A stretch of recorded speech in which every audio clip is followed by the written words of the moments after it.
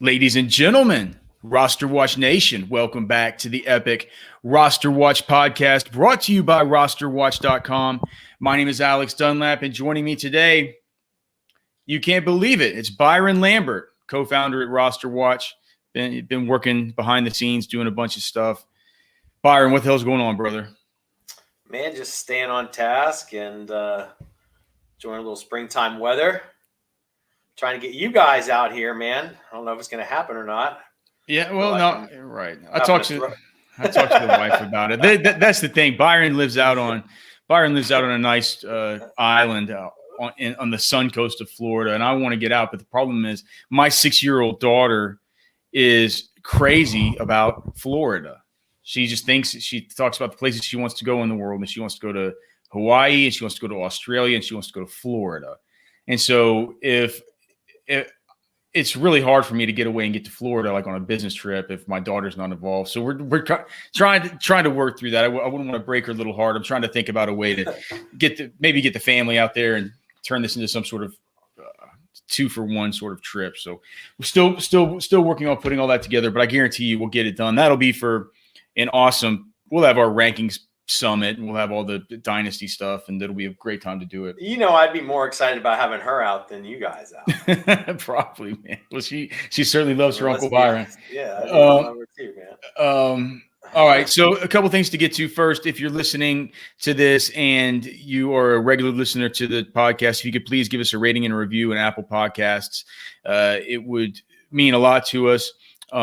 Thank you to everybody that's been rating and reviewing recently. We do appreciate it. We're trying to keep the content here flowing and keep it good, and a rating and review always helps. Byron, so we had the 2 Roto Underworld versus RosterWatch rookie drafts, the 2021 rookie dynasty drafts, and in both of those drafts, you were berated by our good friend, the Podfather, for taking Kyle Pitts at a point that he said was too early. Kyle Pitts today goes ahead and decides to blaze a 4.4 at 6'4", almost 260 pounds. What do you make of all this? Yeah, he's nasty, man. I think he looks like a giant Plaxico Burress at the tight end position that is even faster at that speed, to tell you the truth. To me, he's just, when you look at it, he's just one of these rare birds, man. He's a rare elite talent, and so that's gonna very clear to me that's gonna force him way up the draft board in the NFL. And we know that draft capital is very important when it comes to our rookie picks, our dynasty picks. So that's what I had in mind. I mean, it sounds to me like he's almost surely a lock to go top 10. We're hearing Atlanta, Dallas. I mean, either of those places would be monster landing spots for Pitts right out of the gate as a rookie. So I like him, man. I mean, I know he's not a perfect guy, like in terms of the mold of the blocker everybody wants, but like Solomon Wilcott said on NFL Network yesterday, like him and Charles Davis, you don't hear anybody fretting about Travis Kelce not like getting in there enough to block and all this kind of stuff. Like you're bringing in Pitts because he's a matchup nightmare and a game changer. So I think he's super exciting prospect. I'm very pleased where we Team RosterWatch selected him in those mocks so far.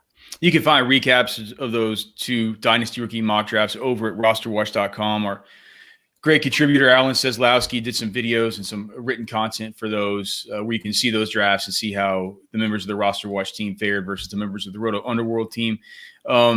Just looking at the draft, Byron, it's interesting. So let's just look at the new top 10, okay? Because you mentioned the Falcons. So the Falcons at 4, the Cowboys at 10. And then there's this new news, right, with the 49ers. Talk about another guy that you were in on, maybe being a little ahead of the curve with Mac Jones at the Senior Bowl. Like Byron bought in whole hog at that time.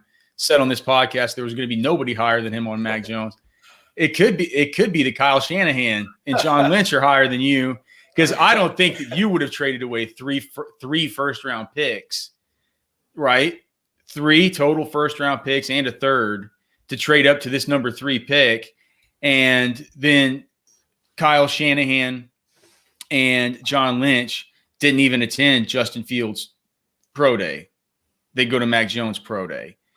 It feels like we had Peter King had the news piece in his, I believe it was the Monday morning. What is that? What's it called now? The Monday morning in football or something like that, or Football Morning in America or something. It used to be the MMQB. It's Peter King's NBC, 5,000 word weekly think piece and update, where there was news in there about possible, the Mac Jones connection. What do you think, man? So we're looking. It does feel like Trevor Lawrence for sure, number one to the Jags. Number two is looking more and more like it's going to be Zach Wilson to the Jets. And then 49ers moving up to number three. Presumably, they've said there's three guys they're happy with. I would assume that would mean Trevor Lawrence, Zach Wilson, and is it Mac Jones? Do you feel like it's Mac Jones? He's certain. Now, here's the reason why I think it could make sense. Because if you're making that trade right now on a team that's built like the 49ers is built right now, you probably want a quarterback who can come in right now and who can play right now, because otherwise, what are you doing? Giving up all these first round picks on a team that is a contender right now. It's not like you would do that for a developmental guy who you want to keep on the bench, right? And so when you look at Fields and you look at Trey Lance, I'm not sure how close you've looked at Lance yet. You know, I've been texting you like crazy about him. As much as I like that guy, he feels like he's a developmental prospect. The one thing we kept saying about Mac Jones at the Senior Bowl is he just looks ready. He looks like if you wanted to drop him in somewhere, he could automatically be a baseline level NFL quarterback. How do you see this at 3? Do you think it's Mac Jones, and do you feel sick about it? The tells seem to be the attendance of the Alabama Pro Day. Mm-hmm. The idea of win now. You hear Daniel Jeremiah come out and, he gives a little credence to the idea that Chris Sims knows Kyle Shanahan very well. You know that, Alex. Those guys. They have tattoos of each other's names on their ankles. So Sims seems to think it's probably for Mac Jones. Now you got to assume they got to be bringing doing some kind of private workout. I forgot that Sims is adamant that it's Mac Jones too. That's true. Sims, the other tell is they made the trade before the Justin Fields Pro Day. Like if it was possibly for Fields, wouldn't you potentially have just wanted to wait a little bit longer to see what happened with his Pro Day? So there is a lot of smoke.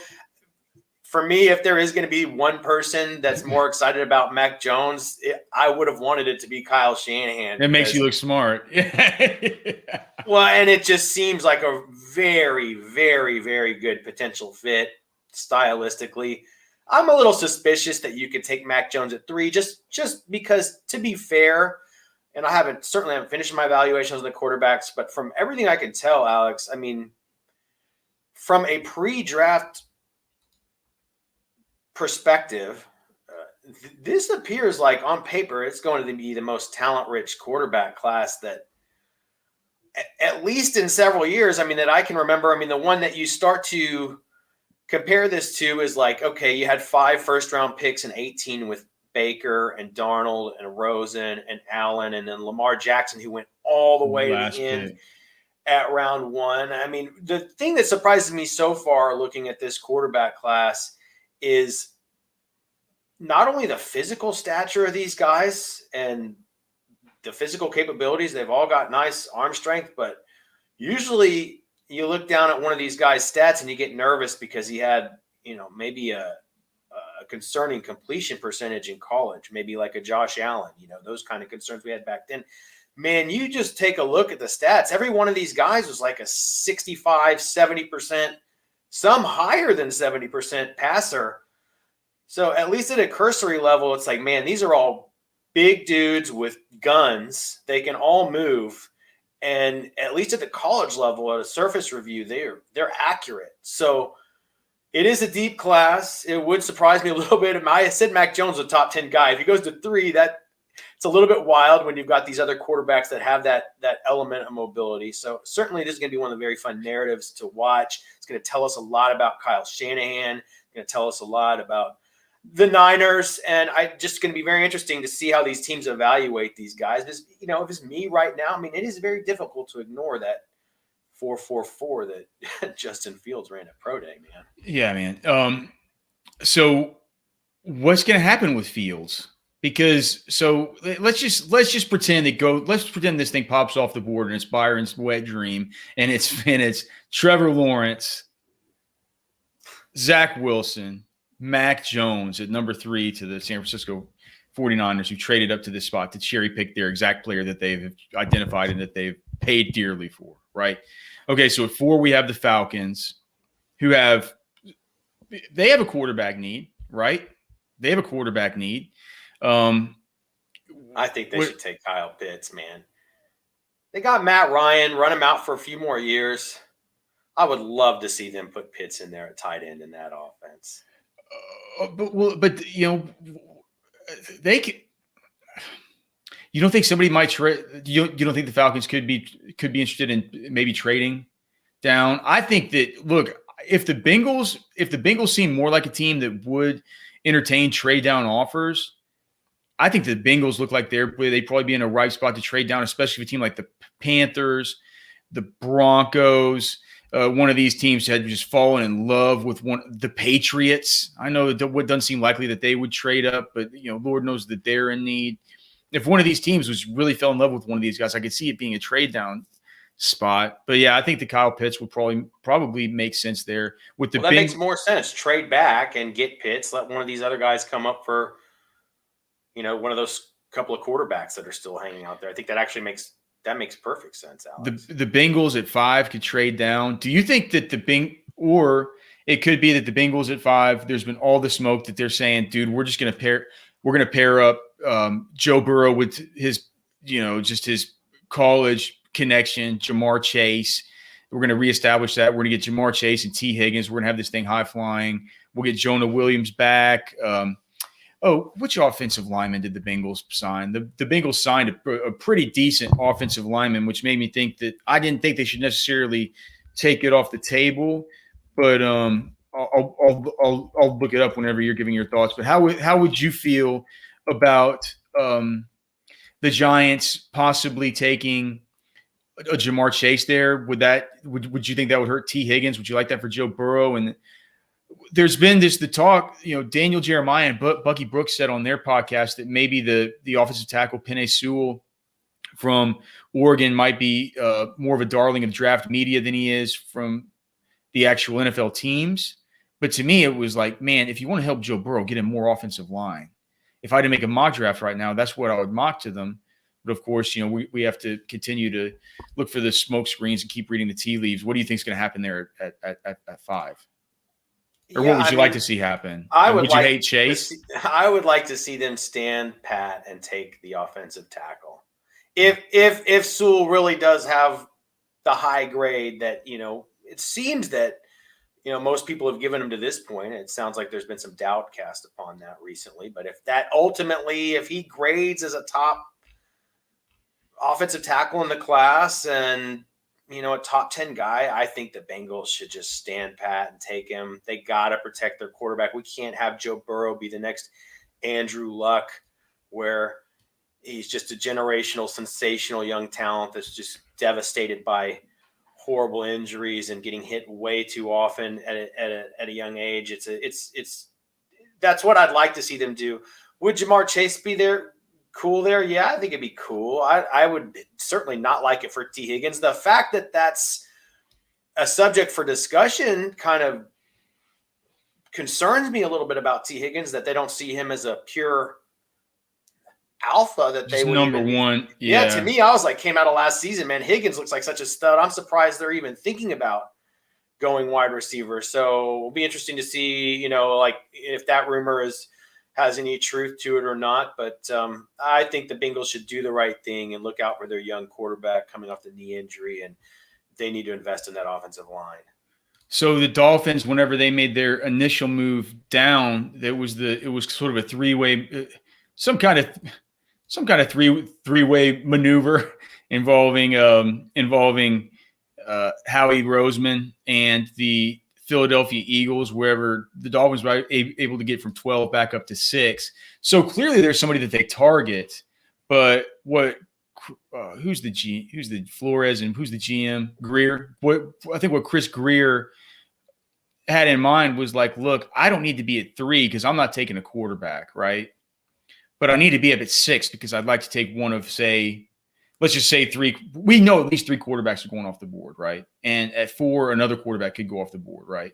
So if he's up at 6, he's thinking to himself, okay, at the very worst, 3 quarterbacks off the board. That leaves you, from what you would think, Devontae Smith pairing back up with Tua, Jamar Chase, or probably Kyle Pitts, right? All these kinds of weapons that could help the Dolphins. Do you kind of think that's sort of what I see going down with that as I'm trying to kind of wrap my head around how the top of this first round could possibly go? Do you buy that? Would you like to see Devontae Smith be reunited with Tua? Do you think they're completely out of the quarterback market right now and they're depending on Tua? Do you think that they might not look at Pitts because they have a guy like Gesicki who's a young athletic kind of tight end? What do you think about this? Yeah, I was wondering about that earlier, if Pitts is off the table for them because of Gesicki, and my gut is probably he is. That said, I like the concept of trying to surround your young quarterback with talented players to help him succeed. And, one thing we've learned over the years, if the chatter around a team is about some certain position or, players, a lot of times there's a little bit of truth to that. So it makes sense that could happen. On the other hand, they retained Devontae Parker. They signed Will Fuller, even though I know that's kind of a short-term deal. So I don't see wide receiver as a necessity. They've still got Preston Williams. Yeah, I mean, why not? Why couldn't they go offensive line? I think they are off. Alex, I know you monitor that very closely at RosterWatch every year. I feel like the Dolphins' offensive line ended up playing pretty well last year. I don't want to say something I regret right now, but that was certainly, if one of the tackles. I know they're saying the other one, what is it? Rashawn Slater is like 33-inch arms. People are a little worried it could be a Robert Gallery. You have to kick inside or move over to right tackle at some point. But I mean, if one of the 2 tackles are there, can help the Dolphins' offensive line, I'm always for that, dude. I mean, especially these young quarterbacks. And speaking of offensive line, it was a 1-year deal for Riley Reif to the Bengals. That was what I was trying to think about. So presumably, if you get Jonah Williams and that guy both, you might be pretty well set for this year. I guess I haven't monitored Riley Reif recently with how good he's been or how effective he's been, based on the fact that it's a 1-year deal that is pretty mediocre as far as money for the tackle market. Maybe Riley Reif could be starting to digress a little bit. There's also regress a little bit. There's also the fact that this salary cap this year is just so weird. Sometimes people are having to take these short deals, a la Will Fuller, and just hope to make more money next time. And you asked me too about Devonta Smith versus Chase there. I mean, it seems pretty evident that Chase will be the first wide receiver off the board. But, I wonder, when you've got a player like Parker and there is the connection at Alabama, is he a better fit? Maybe Tua is not going to stand on the table for him because Devontae Smith and Jaden Waddle have both said that Mac Jones is better than Tua.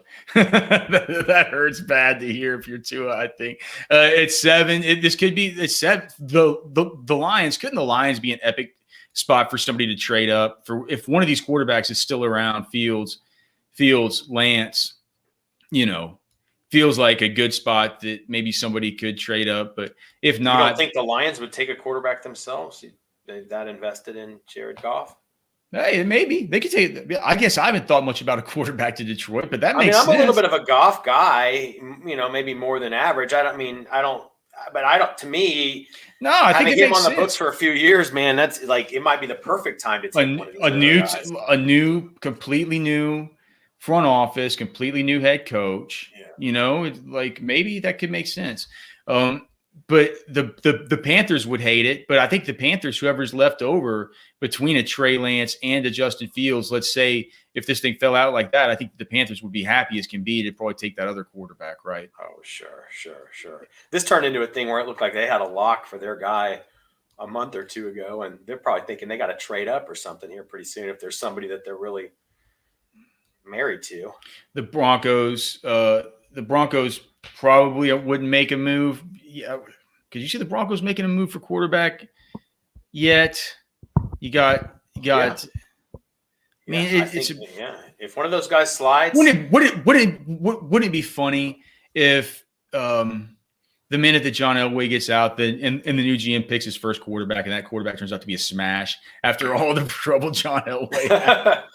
Well, he's kind of did that to himself, I guess. I mean, I'd still like to see a little more out of Drew Lock, but I just not sure he's going to go the Josh Allen, Justin Herbert route. I'm not even sure you're going to get Carson Wentz out of that guy. And then for the Cowboys, I think that they would just be happy that, they would probably, I don't know how they're going to evaluate, Patrick Surtain versus the what's the South Carolina kid, J.C. Horn, Joe Horn's kid, after his just fire-breathing pro day performance that was one of the best basically the best in history. But I think that the Cowboys there at 10 probably would look defensive back, and they probably have their choice of a couple good ones. That makes sense. It seems like a big area in need. It'd be interesting to look at the state of the Cowboys' offensive line after last year, when it was devastated. Start to realize Tyrone Smith's starting to get pretty long in the tooth. But he's still good. He's still good. They're going to get Lil Collins back, Zach Martin back. I mean, they're going to be fine. And Zeke is going to bounce back. And that's a good. So? Yeah, I think so. I think the offense I think Dak's going to be back. Pro Football Doc, man, Dr. Chow says it's a lock. He says write it down in permanent marker. Dak starts week 1 for the Cowboys. I think that thing's going to start off rolling, and with the offense that we saw last year, with as high powered as it was. Yes, dude, I think Zeke's being undervalued right now, and in these best ball drafts. I mean, you can get Zeke at the 1-2 turn, Byron. You can legit get him in with your first pick of round 2. Sometimes people are taking guys like Aaron Jones or Cam Akers ahead of him. Yeah, well, he'll be a great late first round pick if that's where we can get him in August. I like the sound of that. Even in Dynasty, he's not even that old. Zeke Elliott is only what? He's only going to be 26 this year. So he has a. You're not a little cool on Zeke in Dynasty. I could see I see the redraft argument. Clearly, it makes more sense, the redraft argument, I think, than the Dynasty one. But that's interesting. You're bullish on both fronts there. I've been thinking Zeke might be a guy to start thinking about. Maybe there's a market to be had in Dynasty, depending on what side of the fence you're on. There's some people that think like you and some people that think like me out there. I just worry, man. He's had the 400 touches, man. I know. That's the mark. I mean, that's just. Well, so are you worried about Derrick Henry? Not quite yet, because Derrick Henry only got the touches, the last 2 years? 2. I mean his first 2 or 3 years, he did barely touch the football. So Zeke has had a big load since the day he got in the NFL. Right. And Derrick Henry, I don't think Derrick Henry technically had 400 touches last year in the regular season, but if you add on postseason, he had. And he's a different kind of physical freak than anybody else on the planet at that position. And just your eyeball test. Does Derrick Henry look anywhere close to slowing down? No. Well, no. He actually speeds up. He speeds up as time passes. So, yeah, I don't know, man. But the fact is, with Derrick Henry also, Derrick Henry's a year. It's hard to believe that Derrick Henry's a year older than Zeke Elliott, but he is.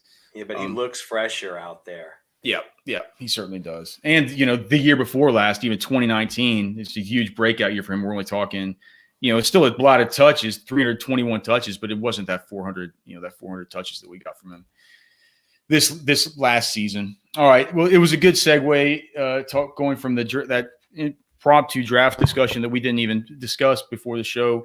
We were supposed to talk about free agents, best and worst free agent kind of stuff, or what did you want to talk about? I think we just said we'd maybe do a little recap on free agency. So, all right, why don't you take the wheel and let's talk through it. Well, it wasn't a scintillating free agency period, right? No.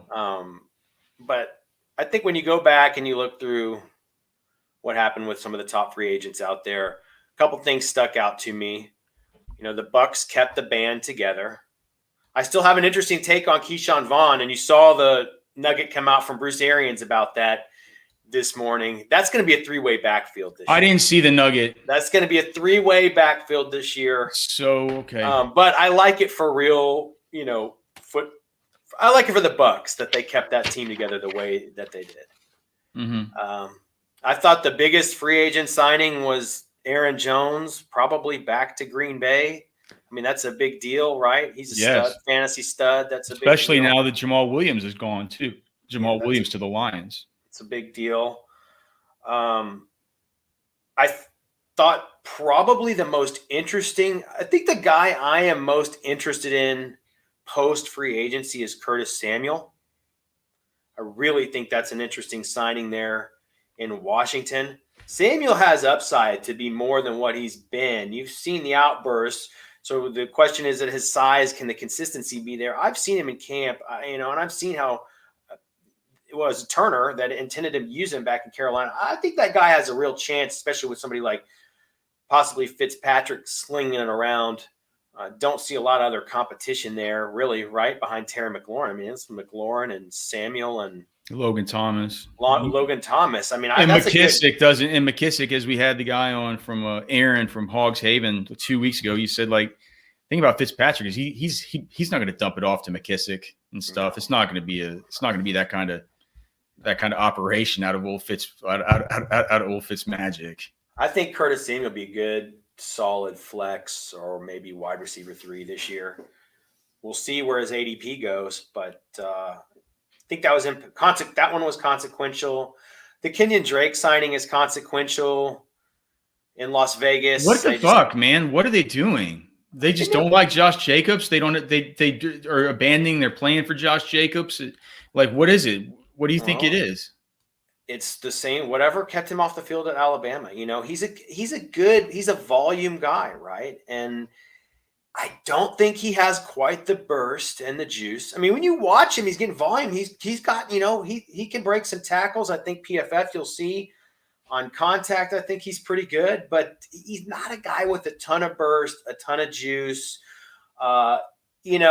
Everybody thought coming out that he was going to be a good receiver because he had big hands and what he did have on film. And Mayock talks openly, and Mayock and Gruden talked openly about it, how that was something that they keyed in on as a key aspect of his profile. It's a red herring. And the fact is Gruden has a long, long history of a thunder lightning running back combination, dating all the way back to his time with the Philadelphia Eagles, Ricky Waters and those guys.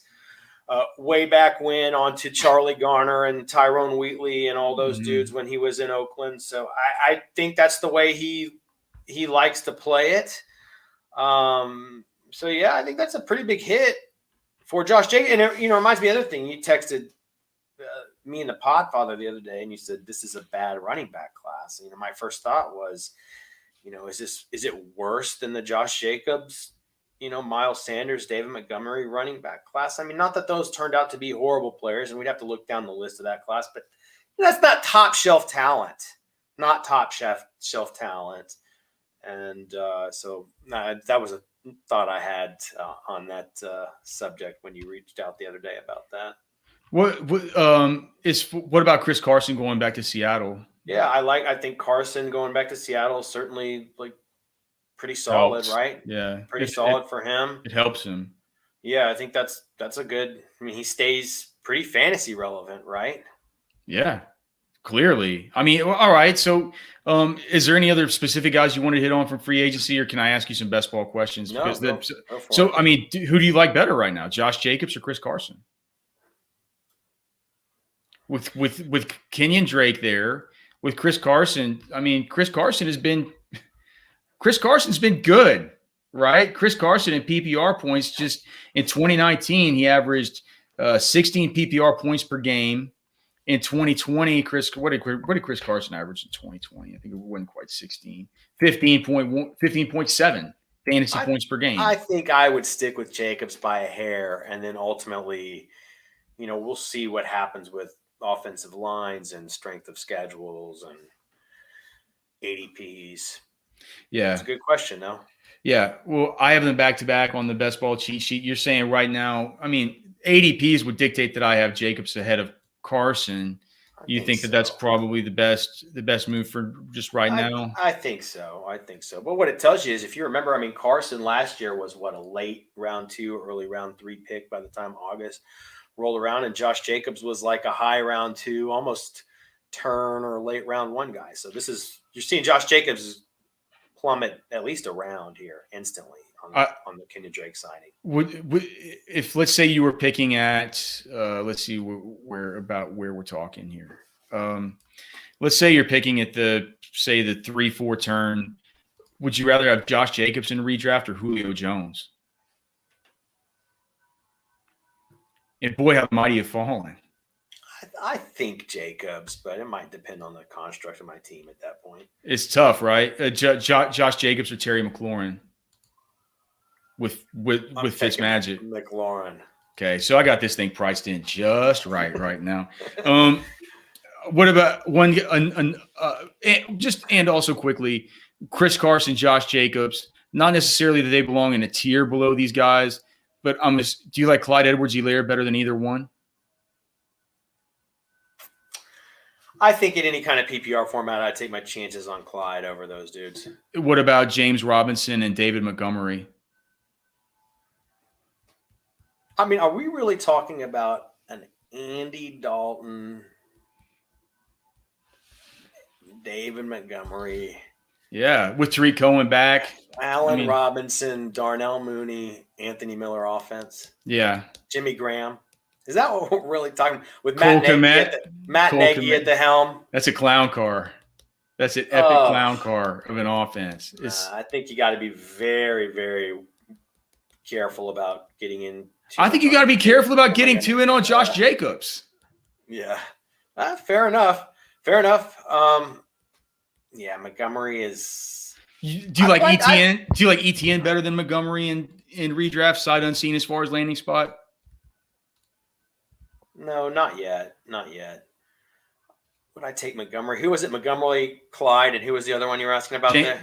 James Robinson, who's dodged bullets pretty well so far with the Urban Meyer free agent spending spree. I think you probably think about taking your chances on James Robinson. Mm-hmm. And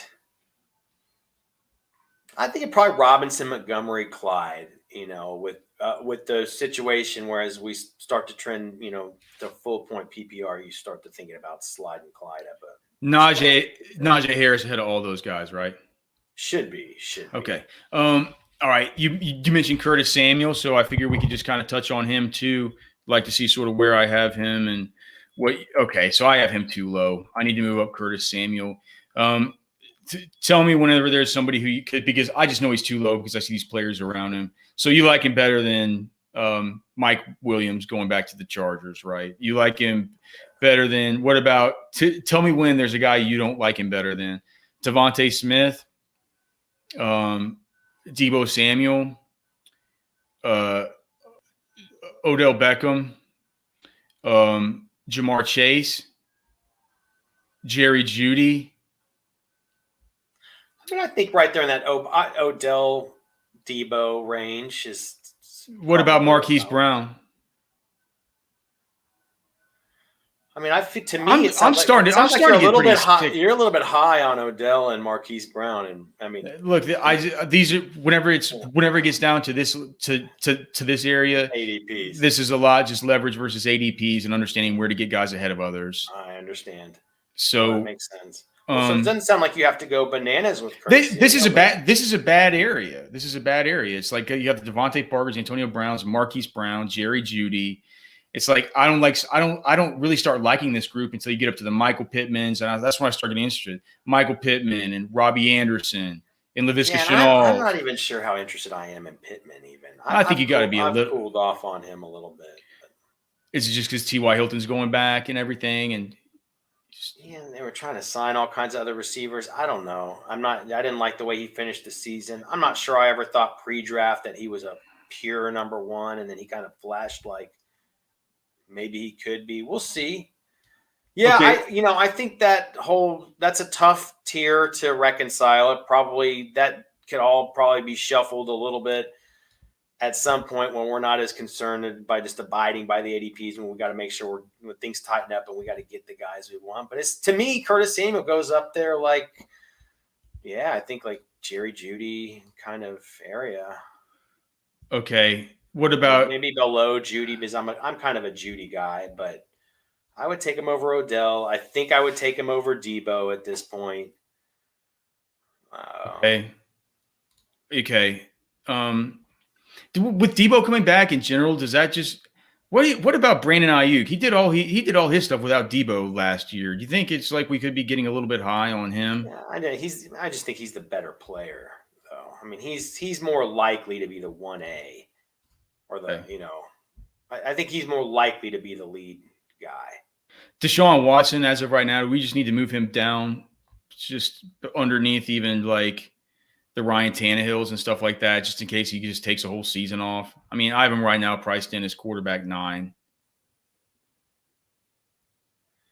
I have him ahead of Jalen Hurts, Tom Brady, and Matthew Stafford, Joe Burrow, Tannehill. Yeah, I think you move him back. Moving back below Burrow and Tannehill, even though Burrow could miss the start of the season? Definitely behind Brady. Okay. Behind Stafford?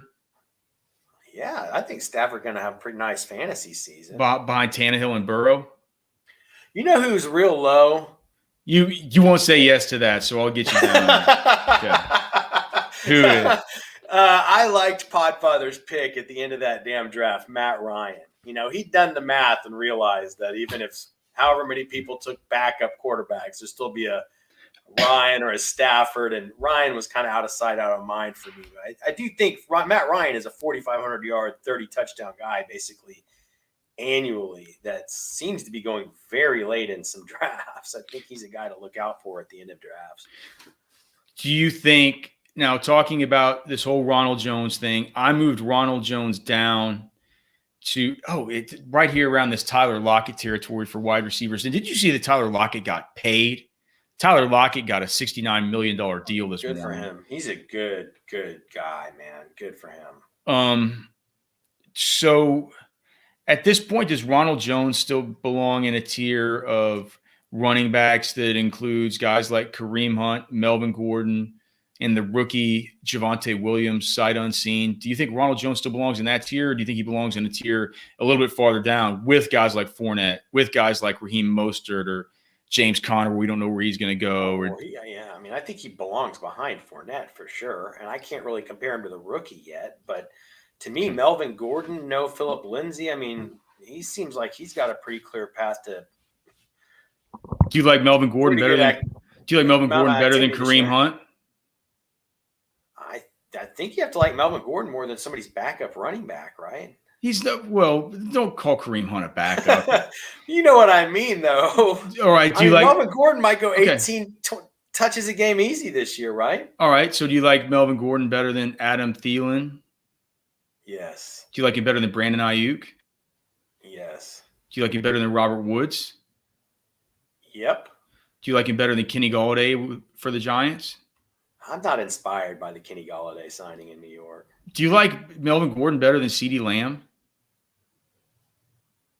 I think that's just the right spot. What about DJ Moore? I have DJ Moore. I like Lamb more than DJ Moore. But Moore is one of these guys that, like, statistically under the surface, it still wasn't like some huge abomination last year. I mean, they still got a quarterback situation I don't trust. Samuel is gone. That's a good point.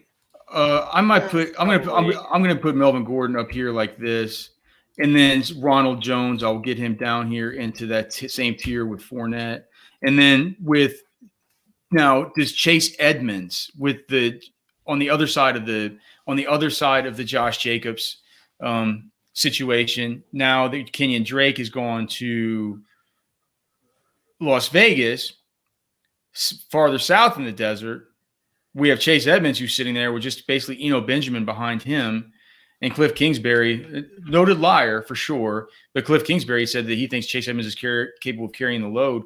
We've seen it in 2019 when he had the opportunities to carry the load. He was sensational. In 2020 when he had the opportunities to carry the load, it was shitty.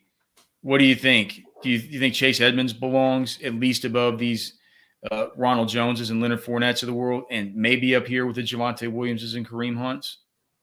I think for now, until we see what happens in the draft, for sure. I mean, it sounds like Arizona probably a team to watch in the draft at the running back position. Because I don't know who's left in the free agency. James Conner, is that the only guy left? I mean, I don't know. There's not. I think Lenny was sitting out, but now he's not. So, Conner, I mean, Edmunds is in pretty good shape at this point, man. But you got to think, can't imagine they go running back around 1. I mean, they're just, I don't think you go. I don't know. Can they go Najee or ATN that early, or maybe they go for one of these second tier guys in round 2?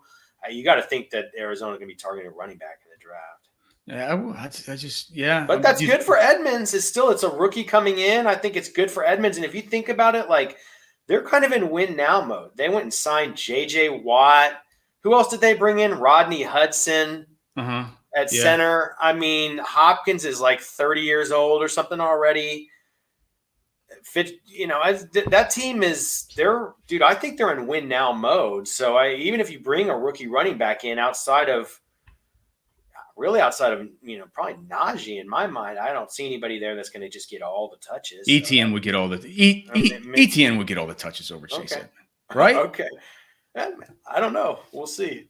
Where do the Cardinals pick? Let me just pull this up real quick, and we'll see. I just wanted to see where their second pick is. So the Cardinals pick at, because that was my worry with Jacksonville and James Robinson, is they pick at 40, they pick at like 33, and they pick at 45, where it's like, it seems like prime spots where one of those runners felt maybe they could swindle somebody there. So the Cardinals pick at 16, and then in the second round, where do they pick?